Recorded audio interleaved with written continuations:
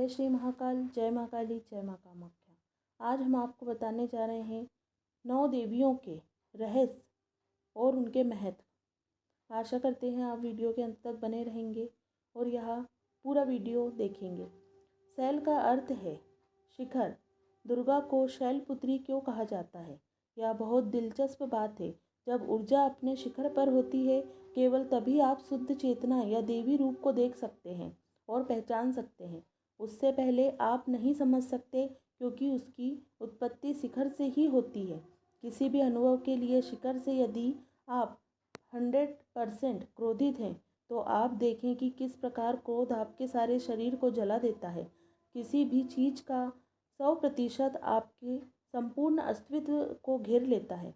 तब ही वास्तव में दुर्गा की उत्पत्ति होती है। माल शैलपुत्री को सफ़ेद चीज़ों का भोग लगाया जाता है, और अगर यह गाय के घी में बनी हो तो व्यक्ति को रोगों से मुक्ति मिलती है और हर तरह की बीमारी से दूर होती है। दूसरा रूप है ब्रह्मचारिणी। ब्रह्मचारिणी का अर्थ है अनंत में व्याप्त, अनंत में गतिमान, असीम। ब्रह्मा असीम है, जिसमें सब कुछ समाहित है। आप यह नहीं कह सकते कि मैं इसे जानता हूँ, क्योंकि यह असीम है। जिस क्षण आप जान जाते हैं, यह सीमित बन जाता है। और जब आप यह नहीं कह सकते कि मैं इसे नहीं जानता, क्योंकि यह वह है, तो आप कैसे नहीं जानते? क्या आप कह सकते हैं कि मैं अपने हाथ को नहीं जानता? आपका हाथ तो वह है ना, इसलिए आप इसे जानते हैं। ब्रह्म असीम है, इसलिए आप इसे नहीं जानते। आप इसे जानते हैं और फिर भी आप इसे नहीं जानते, दोनों। इसलिए यदि कोई आपसे पूछता है तो आपको चुप रहना पड़ता है। जो लोग इसे जानते हैं वे बस चुप रहते हैं, क्योंकि यदि मैं कहता हूँ कि मैं नहीं जानता, मैं पूर्णतः गलत हूँ। और यदि मैं कहता हूँ कि मैं जानता हूँ, तो मैं उस जानने को शब्दों द्वारा, बुद्धि द्वारा सीमित कर सकता हूँ। इस प्रकार ब्रह्मचारिणी वो है जो कि असीम में विद्यमान है, असीम में गतिमान है, गतिहीन नहीं बल्कि अनंत में गतिमान है। ये बहुत ही रोचक है, एक गतिमान होना, दूसरा विद्यमान होना। ब्रह्मचर्य का अर्थ है तुच्छुक में न रहना, आंशिकता से नहीं पूर्णता से रहना। इस प्रकार ब्रह्मचारिणी चेतना है जो कि सर्वव्यापक है। माँ ब्रह्मचारिणी को मिश्री, चीनी और पंचामृत का भोग लगाया जाता है। इन्हीं चीज़ों का दान करने से लंबी आयु का सौभाग्य भी पाया जा सकता है। तीसरा रूप है माता का चंद्रघंटा। प्रायः हम अपने मन से ही उलझते रहते हैं। सभी नकारात्मक विचार हमारे मन में आते हैं। ईर्ष्या आती है, घृणा आती है, और आप उनसे छुटकारा पाने के लिए और अपने मन को साफ करने के लिए संघर्ष करते हैं। मैं कहता हूँ, ऐसा नहीं होने वाला। आप अपने मन से छुटकारा नहीं पा सकते। आप कहीं भी भाग जाएं, चाहे हिमालय पर ही क्यों ना भाग जाएं, आपका मन आपके साथ ही भागेगा। यह आपकी छाया के समान है। प्राणायाम, दूरदर्शन क्रिया बहुत सहायक हो सकते हैं, पर फिर भी मन सामने ही आ जाता है। मन को घंटे की ध्वनि के समान स्वीकार करें।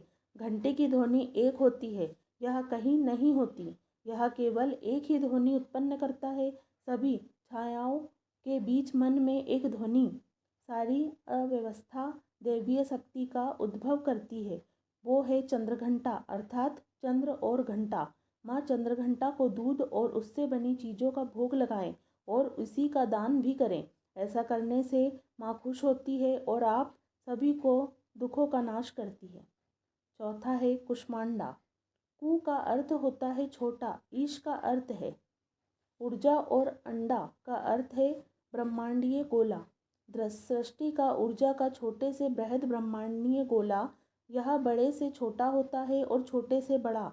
यह बीज से बढ़कर फल बनता है और फिर फल से दोबारा बीज हो जाता है।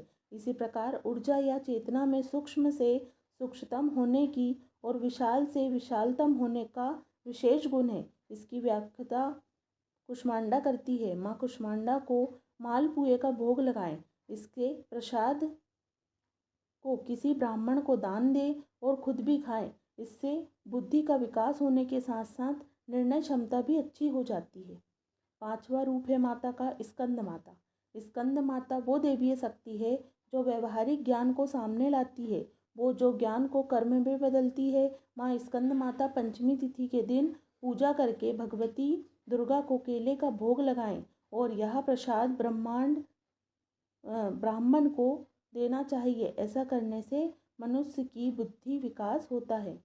छठवां रूप माता कात्यायनी। कात्यायनी अज्ञात की वो शक्ति है जो कि अच्छाई के क्रोध से उत्पन्न होती है।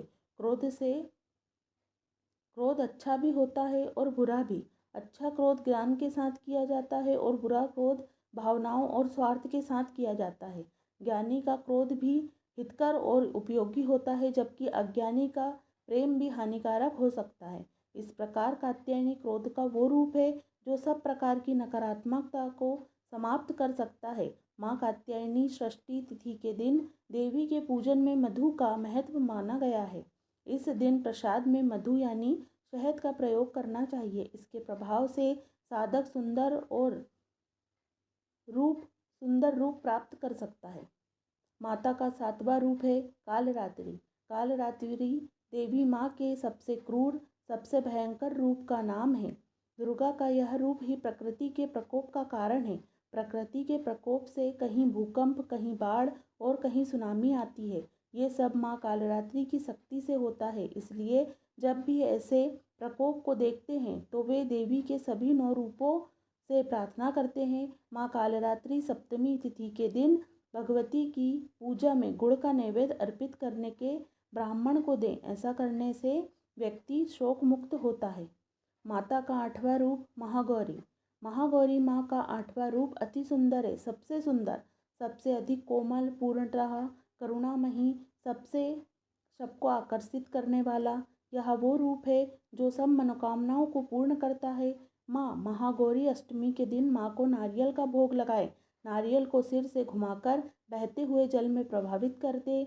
ऐसा कहा जाता है कि ऐसा करने से आपकी सारी मनोकामनाएं पूर्ण होती है। माता का 9वां रूप सिद्धिदात्री। 9वां रूप सिद्धिदात्री सिद्धियों या जीवन में संपूर्णता प्रदान करने वाला है। संपूर्णता का अर्थ है विचार आने से पूर्व ही काम का हो जाना। यही संपूर्णता है। आप कुछ चाहो और वो पहले से ही वहाँ आ जाए, आपकी कामना उठे, इससे पहले ही सब कुछ आ जाए, यह सिद्धिदात्री है। माँ सिद्धिदात्री 9वीं तिथि पर माँ को विभिन्न प्रकार के अनाजों का भोग लगाएं, जैसे हलवा, चना, पूरी, खीर और पुए। फिर उसे गरीबों को दान दे। इससे जीवन में हर सुख शांति मिलती है। आशा करते हैं मित्रों आपको यह माता के 9 रूप की महिमा समझ में आई होगी। ऐसे ही हमारे और भी वीडियो को देखने के लिए हमें लाइक और सब्सक्राइब करें और ज़्यादा से ज़्यादा लोगों को शेयर करें ताकि उन्हें भी यह जानकारी मिल सके। और जो भी हमारे चैनल पर नए हैं वह हमारे चैनल को लाइक और सब्सक्राइब कर दें ताकि ऐसे ही और भी वीडियो के नोटिफिकेशन आपको मिलते रहें। जय श्री महाकाल, जय माँ काली, जय माँ कामाख्या।